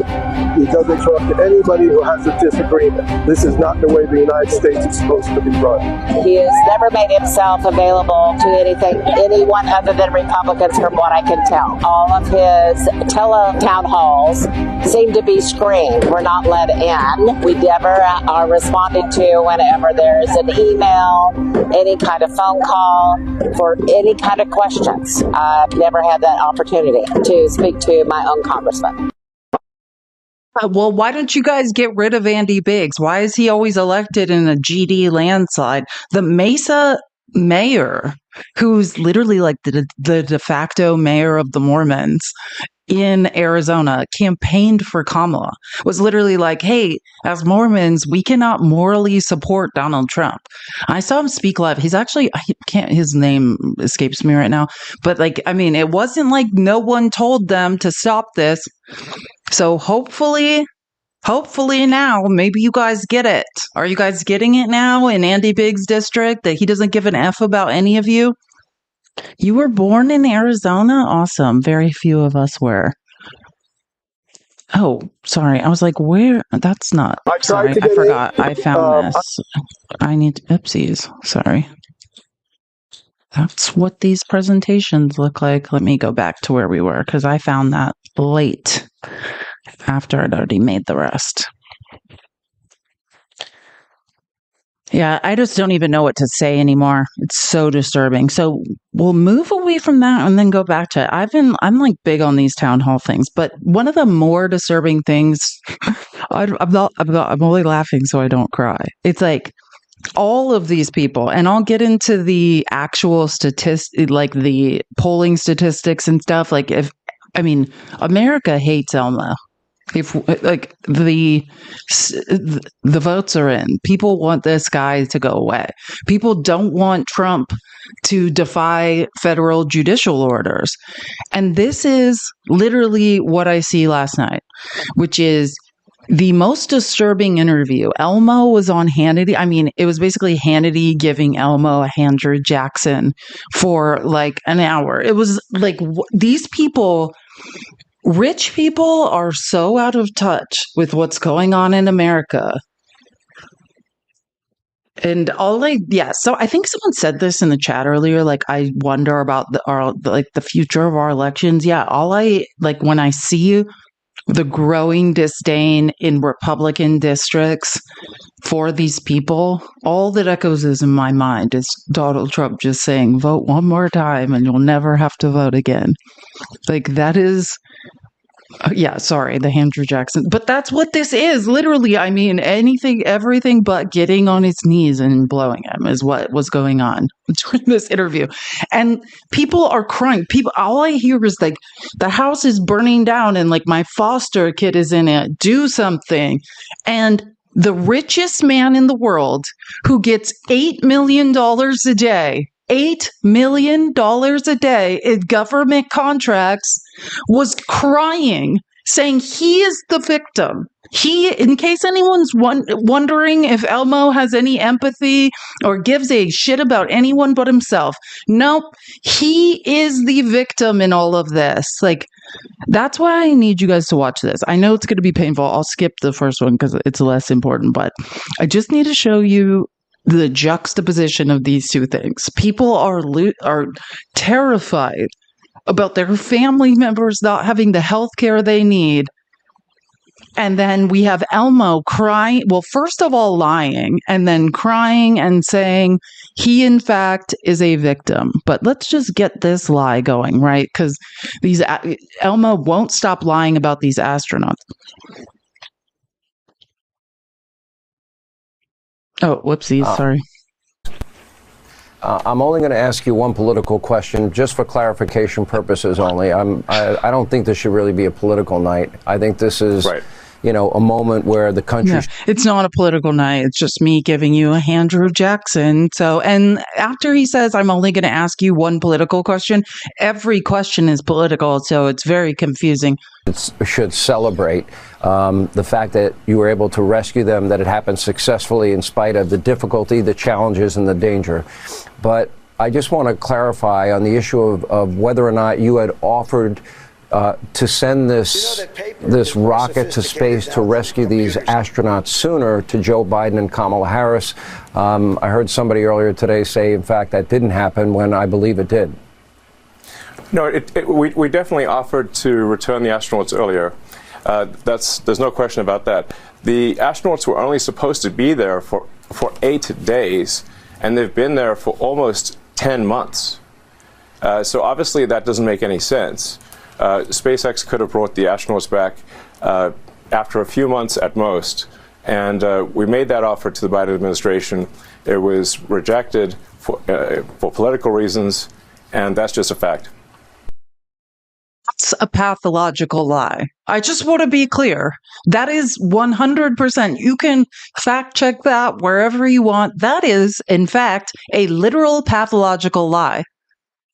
Lie, right? Like, what happened was, it was Biden that asked this weirdo, who we probably shouldn't trust since most of his rockets end up on fire, to return them from the space station. There was a shuttle there. It had to do with staffing and maintenance. They were waiting. That wasn't the decision of the government, who aren't rocket scientists. That was the decision of experts, that they needed to wait. And now, for politics, this liar and that orange liar in the White House have started to lie about it, which is super annoying. And I keep telling you how our senator from Arizona, Mark Kelly, who's a real astronaut, not a fake astronaut who bought a Halloween costume and then put himself inside it and is trying to pretend he's an astronaut, not like when he pretends he's a scientist but just got a 4-year physics degree. It's sort of like that, not like this man who literally bought a Halloween costume and stuffed himself inside it and then told a bunch of lies and then cried and asked people to feel sorry for him after that. So Mark Kelly, our senator, is a real astronaut. He also has a twin. who's another real astronaut. And Scott Kelly was on Fox because earlier in the day, Jesse Waters was lying about this shit. And watch what he said. He was like, hold on, like, I just need to say something. Mental side to it too. Hague, Butch Wilmore. Brett, before I talk about that, let me say something. I was watching the previous your previous program, The Five, and they're talking about abandoned and they were stranded by President Biden. That is not true. They have had a spacecraft up there since September that was going to bring them home. They've always had a ride home, and the decision to keep them up there had nothing to do with politics. It was just the fact that you need crew members to operate the space station, and they were the two that were there, and you had to send up a vehicle with 2 empty seats. So the safest thing to do was to just leave them there. But they weren't stranded. They always had a ride home. Mental side to it too. Oh, so Elmo's a liar. I'm so surprised. All his literal full-time job is to be caught in lies. Like, just like his Doge website. He says he's now like saved like 115 billion in savings. Well, the real audit is actually at like 12 billion. Like, this man is a pathological liar who has no idea what he's talking about. But now let's listen to him literally cry. I just want you to now picture people who are like, I have a foster child who relies on Medicaid. I don't know how I'm going to take care of that person. The house is burning down with my child in it. And then we have Hannity, someone with millions of dollars, listening to the richest man in the world in a fake astronaut costume crying last night on Fox. Really is just fascinates me. I'm interested in every aspect of it. I think, it was pretty public that I bought one of your Teslas. I don't like the way that people, and by the way, it's like the greatest car ever invented. It really is, and I'm not just saying that. It's self-driving. It's got 1,000 horsepower. It goes from 0 to 60 in 0.2 seconds. It's 2 the seconds. Most American. 2 seconds. Okay. 2 seconds. Zero. Yeah. No, I'm sorry, not 0. Yeah. It goes in 2 seconds. Don't watch this. This is a private moment. This is where the Andrew Jackson is happening under the table. 60 in 2.0 seconds. At that point, I think it would kill you basically if it went that fast. It would kill. That's true. But it's pretty fast. That's for sure. It's faster than any Ferrari, for example. Yeah. No, I watched it beat my Z06. I'm like, I thought that was the greatest muscle car. No, it's not. I watched the really. So embarrassed.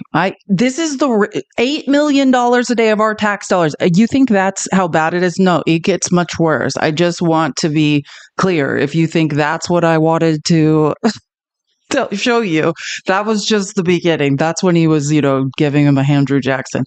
Like, this man, the richest man in the world who gets $8 million a day of our tax dollars, and is canceling Medicaid for poor people, for children and the elderly and the terminally ill and the disabled, is crying.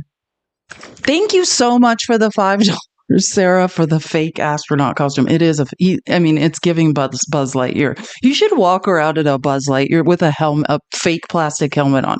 That's literally, it's like Halloween all the time with Elmo. And where's his human shield? He should have brought his kid with him. Guys, I do rely on your tips and donations. This is my Cash App and Venmo. If you like what I do and my research, please do support me. It is much appreciated. Brace yourself. It gets worse. And really, we're just implementing the will of the people. And we've got this window where we can finally take corrective action. We can fix the government, fix the country, and create a great future. And again, it's only possible because of President Trump. I can't say enough good things about him. Oh, there you have it. Actually, none of that is in reality true. Thank you so much for the hat. None of that is true. We don't know what you're talking about. This is not the will of the people. We hate you. But okay, like that's I guess where we're at now in their reality is that they're doing the will of the mother effing people. The people are speaking at town halls. Who said this? Oh, it was Maxwell Frost, our Gen Z congressperson on the House floor, and he said, "You keep saying the people have spoken and this is the will of the people. The people are still speaking and they want you to stop. People don't stop speaking. You need to keep listening to the people." And God, that truer words were never spoken, truly. And if you think that's what I want to, no, it's just going to get worse. I swear to God. Just this man. And that's when we were on Monday, we were listening to like a guy with a master's in history who's like a history teacher talk about fascism. And he was talking about how there's always a struggle, right? They always have to other someone and there is a struggle. This is an example of it, right? The point is not to fix a problem. The point is to say there's a problem. Say there's always a problem. There's someone doing something to all of us, right? It's a perfect example. This is fascism and delusion. Get out of your fake astronaut costume. I think they're getting desperate because, I mean, the reason we're seeing this extreme amount of hatred and violence is because we're actually succeeding in getting rid of corruption and waste. If we weren't succeeding in getting rid of corruption and waste, they wouldn't care. But we are succeeding. Without President Trump, this would be impossible. So I'd just like to say, you know, it's only possible with this president. The delusion, the absolute, and I just want to point out again, anybody can check this at any time. This is doge.muskwatch.com. This is an actual tool to audit Elmo's lies in real time. And you can search by your own state, by different contracts. It's amazing. It's been updated. So they're claiming Doge claimed cuts, $115 billion. Doge itemized cuts, $35.1 billion. Verified canceled funding, $12.6 billion. I think it's also important to note, none of this is waste, fraud, or abuse. This was all legally appropriated by Congress. So none of this is what they're claiming it is, but I just think it's important to point out the actual discrepancy. He's not saving any money. This will not help us in any way. He's a liar who thinks people can't do math. Unfortunately for him, some people can do math. The auditors, the inspector generals, and other actual auditors, forensic accountants, there are some people who can do math. He's just not one of them. So it's doge.muskwatch.com.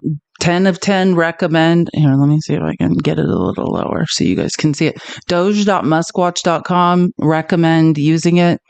Yeah, I mean, and him saying we have one chance to turn this country around. They are not paying the debt down. That's just another lie. They're just trying to give themselves tax breaks. And what happened when Trump gave all these tax breaks, he spent $8 something trillion in his first term. So they're trying to do this in theory to pretend, because people aren't going to look it up after to be like, look at all this money we're saving. So he doesn't run us into the ground and appeases other Republicans, but nothing is happening. They're not doing anything. This is not real. Can we please tap the screen? We should be almost at 300K. I have so much faith in your fingers, which is the weirdest thing I say every day. Appreciate you guys so much. Keep tapping the screen. But again, doge.muskwatch.com. Oh yeah. God, I can't even play these. It's so sick. If you thought the last one was bad, prepare yourself. You're going to watch. You might need to bash your head into a wall. Yeah, it turns out when you take away people's, the money they're receiving fraudulently, they get very upset, and they basically want to kill me because I'm stopping their fraud, and they want to hurt Tesla because we're stopping this terrible waste and corruption in the government, and Well, I guess they're bad people. Bad people will do bad things. Yeah, the people that are fighting for their foster kids Medicaid. Yeah, bad people doing bad things. Or it's you, or you're a narcissist who points their finger while confessing to their own crimes. It is one or the other. One or the other seems a little bit more likely. Like, it's almost like we're in a nightmare. Oh, and here, oh my God. And this is like, it's almost like, it's interesting because, like, the psychology of narcissists is it's like the most extreme arrested development, right? These are infants.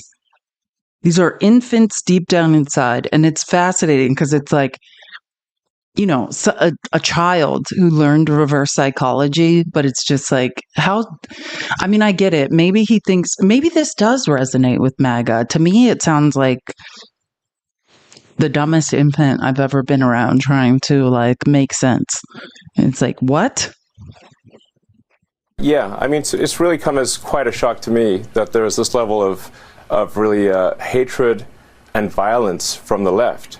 I always thought the left, or the Democrats, were supposed to be the party of empathy, the party of caring, and yet they're burning down cars, they're firebombing dealerships, they're firing bullets into dealerships. They're just, smashing up Teslas.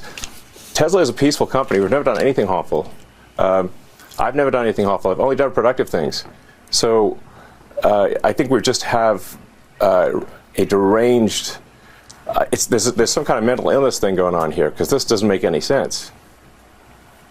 Yeah, and I think there are larger forces at work as well. I mean, I don't know who's funding it and who's coordinating it, because this is crazy. I've never seen anything like this. Yeah, I mean.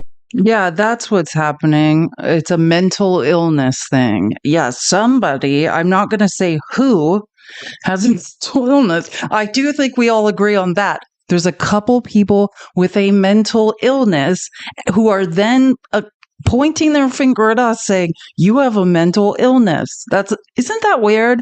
That is classic narcissism, but who am I to say who has a mental illness? Like, refusal to take accountability? Yeah, that sounds like a mental illness. Like, what the are you talking about? Sorry, I just am really tired of these people. So very tired. Oh, and then this is great though. You'll love this. So then our guy, I could watch him all day long. Brian Baez, which it's at Mentally Divine. If you want to follow him, we've been over this here. I'll show you really quick. At Mentally Divine right here. That's his name on TikTok too. If you want to follow him, I would look now. Don't be like, who is this? Like we always do, because that's it. That's his name on TikTok. He's very popular. Okay. So he made this video about Elbow, and I loved it. After this interview. This was just on Fox News on ketamine. Sad as fuck that Tesla just lost billions of dollars and said that you're a bad person because you don't buy Tesla. They want to hurt Tesla. They're bad people. Bad people will do bad things. On March 10th, it was reported that Elon Musk lost $100 billion so far this year. Then the next day, Tesla lost $127 billion in value. And it's gotten so bad that on March 18th, even the Tesla board executives have sold $100 million of their stocks in recent weeks. It's not just because Tesla's a bad fucking car. What Elon Musk is doing to this country with Doge trying to cut Social Security, Medicare, Medicaid, education funding, and food stamps to find $4.5 trillion for tax cuts to the ultra wealthy. 60% of Americans are unhappy with what Doge is fucking doing. And it's not just in America. International Business Times UK also talks about a boycott happening in England. And this shit is global. Tesla's sales have fallen 76% in Germany. After he tried to interfere with their elections, the Germans were fucking hip to what the fuck he's doing. Germans are not fucking playing. 94% of Germans won't buy a Tesla after Musk's political antics. Teslas are getting torched in Berlin as surveys show Germans are deserting Elon Musk's car maker in droves. The world is saying, fuck Elon Musk. This was just on Fox News on ketamine. Amen. Tell the people. I love it. And Katie Porter was also talking about this on Midas Touch yesterday. So I love Katie Porter. Someone mentioned that she might be running for governor of California. I don't know if that's true. I do love Katie Porter. I would love to see her get back in government in whatever way possible. But I just love like Brian Baez's like aggression, like the way he cares so much. It's like, that's how I feel inside. It's like the time for kindly saying things is over. Like, let's just call a spade a spade. And Elmo, at any time, you can go back to where you came from. Has that occurred to you? Leave here. Like, and I'm only saying that because it's become very clear to me that conservatives don't want people that. What?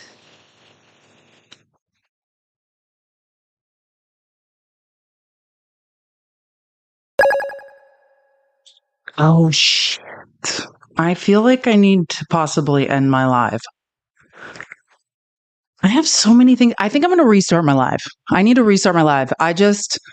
Because he said the K word, I think I just got like 3 violations. So I'm just going to restart my live really quick because I just got in a lot of, I literally just got 3 violations, 2 of which I've never even seen before.